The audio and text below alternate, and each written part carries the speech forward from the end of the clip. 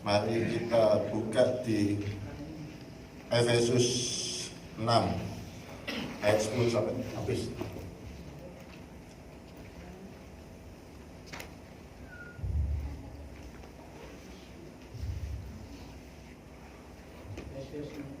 Ayat 10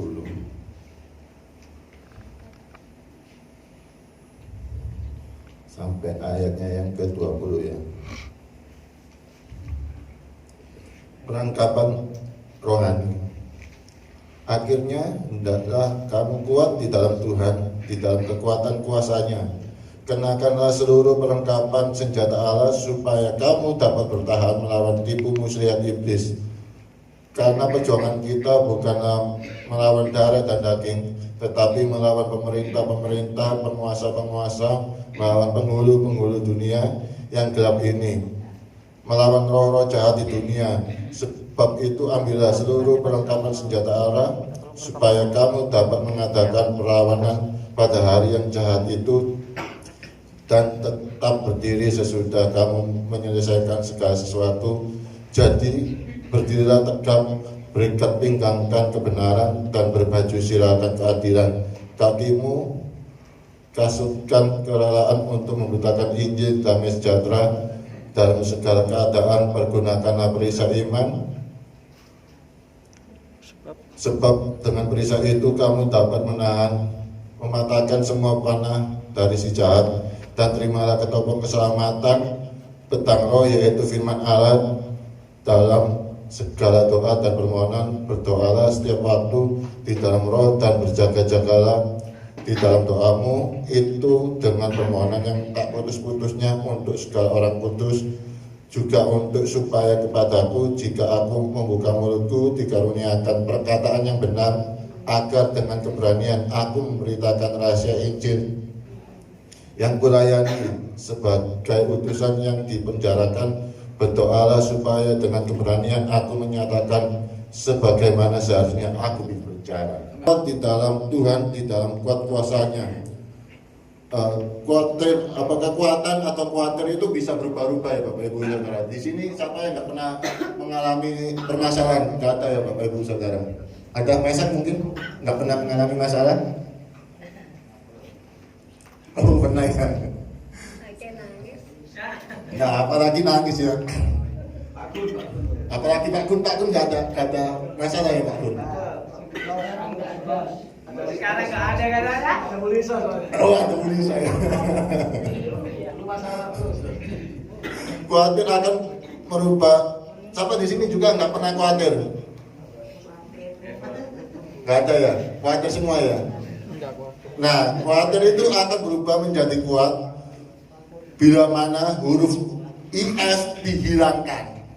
IF itu apa aja? Irasional, yaitu pemikiran yang tak masuk akal, harapan yang tak masuk akal, pengeluaran yang tak masuk akal, dan sebagainya. Kita itu kadang saat apa ya istilahnya, saat khawatir, saat bingung, kita itu melakukan hal-hal yang apa istilahnya, kalau orang dunia itu bodoh ya, kadang dengan alasan contoh kepepet kebutuhan bayar utang misalnya, kepepet bayar utang.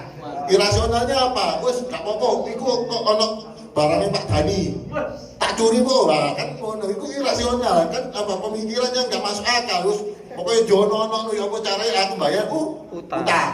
Nah itu tindakan irasional. Kadang kita saat kepepet atau khawatir tadi muncul, terus jadi lemah lagi Pak. Terus yang kedua, cara singkatnya nanti saya beri ilustrasi juga biar Bapak Ibu Saudara memahami ya yang saya bicarakan 3 poin ini.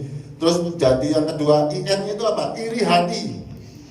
Ketika orang lebih hebat, lebih baik, lebih kaya, atau lebih sukses, siapa sih di sini nggak pernah iri hati coba? Nggak ada tau? Pasti iri hati ya. Maka jangan biarkan sang iri hati memprovokasi, artinya manas-manasin. Iku lho, wong iku lho sugih, wong iku lho kancamu iku lho sugih lah, kamu kok ono-ono ae opo? Kan kadang apa yang kita dengar, apa yang kita lihat itu mempengaruhi kita ya Bapak Ibu Saudara ya. Memprovokasi sehingga menghabiskan waktu dan tenaga untuk bersaing.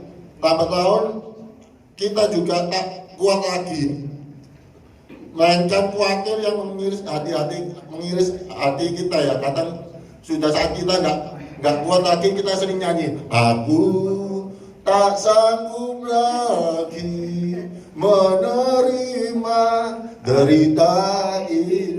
Betul apa betul? Angel.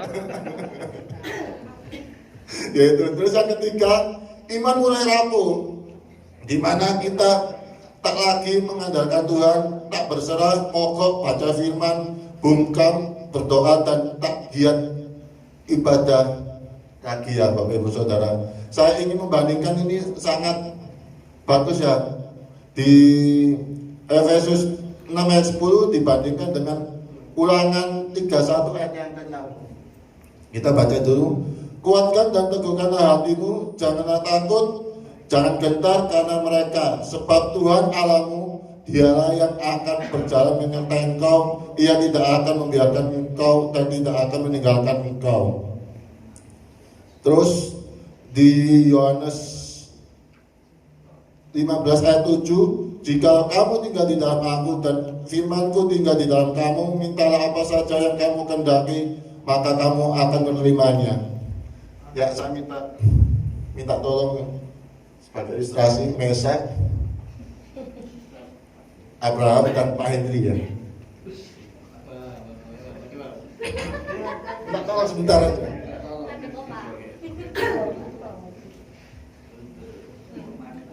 Kuliah. Daun kena domba. Sini Pak Hendri. Nah, ini kan setiap saya memberi ilustrasi begini, ini kan setiap manusia. Ya, contoh yang tadi, walaupun sudah mempergunakan perlengkapan lengkap, itu di Efesus tadi menceritakan Rasul Paulus itu memberikan nasihat, sama kayak seperti Allah pada zaman dahulu di Perjanjian Baru, hendaklah memberi perintah ya. Tapi ya tergantung mereka berdua, mereka kuat apa enggak kan? Kembali lagi, saya menghadapi Pak Hendri, menurut Bapak Ibu kuat enggak? Wah, belum tentu. Ayo, kuat enggak? Belum tentu.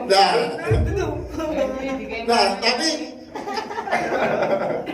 pada zaman dahulu, Allah itu di tengah-tengah, Allah itu contohnya kayak saya. Nah, kita ini terus benar-benar umat manusia, saya bela, seret.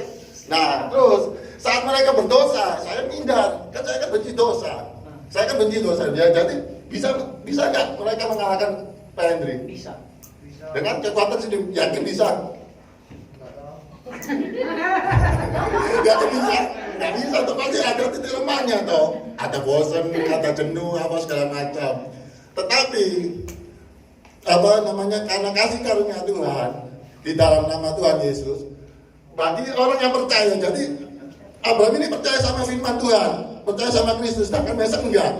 Nah, sedangkan gini, maju. Bobol.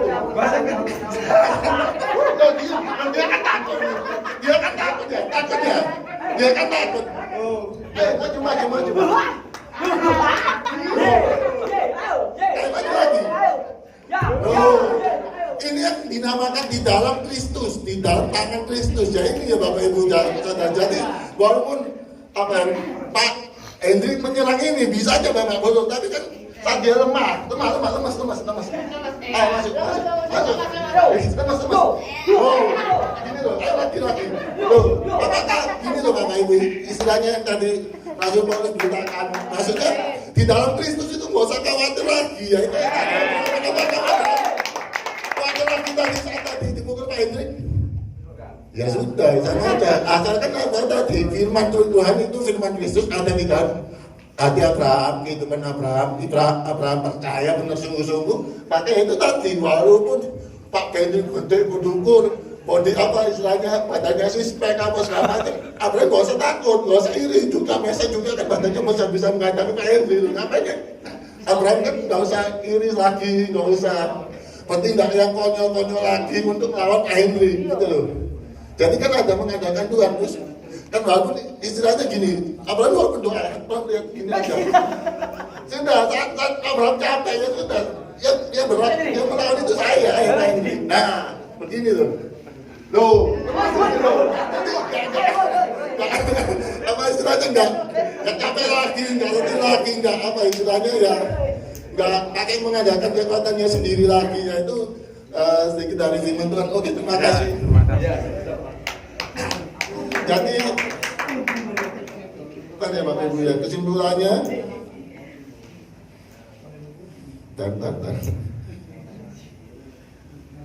kesimpulannya supaya kita kuat, tidak khawatir lagi, yaitu kita harus menghilangkan huruf IR-nya tadi ya Bapak Ibu Saudara. Kalau IR yang lain di dunia gelar itu enak ya, bisa mencerdaskan. Nah, ini IR-nya untuk takut, khawatir, terus apalagi gelisah, bertindak apa istilahnya konyol, terus iman bisa rapuh. Itu karena apa ya? Itu tadi firman Tuhan tidak di dalam orang tersebut tidak percaya gitu ya. Enggak. Firman Tuhan pun berkata, akhirnya itu apa?